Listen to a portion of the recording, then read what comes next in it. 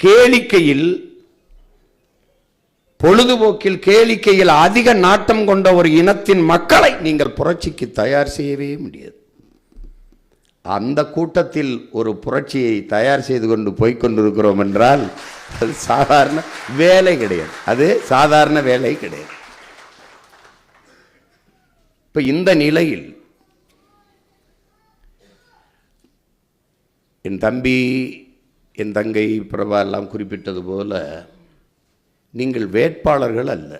மற்ற கட்சிகளைப் போல விருப்ப மனு கொடுத்து, நேர்காணல் கண்டு, கட்சிக்கு எவ்வளவு நிதி தெரிவீர்கள், தொகுதிக்கு எவ்வளவு செலவு செய்வீர்கள் என்று கேட்டு தேர்வு செய்யப்பட்டவர்கள் அல்ல.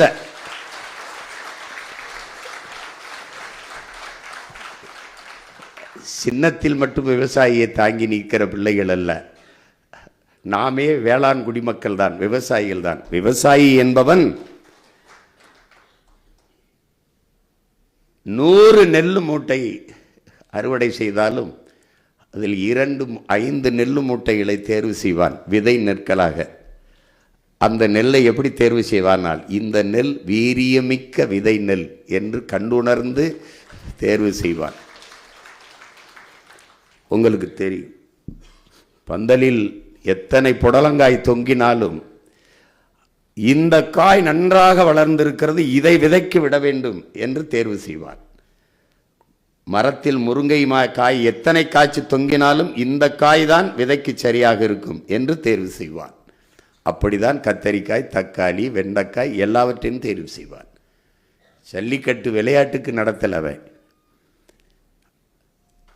அணைக்க முடியாத, அடக்க முடியாத காளையை இனப்பெருக்கத்துக்கு வைப்பார். அடங்கி போன காளையை வித்து விடுவான் அடிமாட்டுக்கு.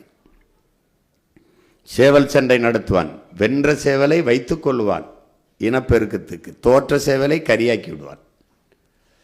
கிடா சண்டை விடுவான். வென்ற கிடாயை வைத்துக் கொள்வான்.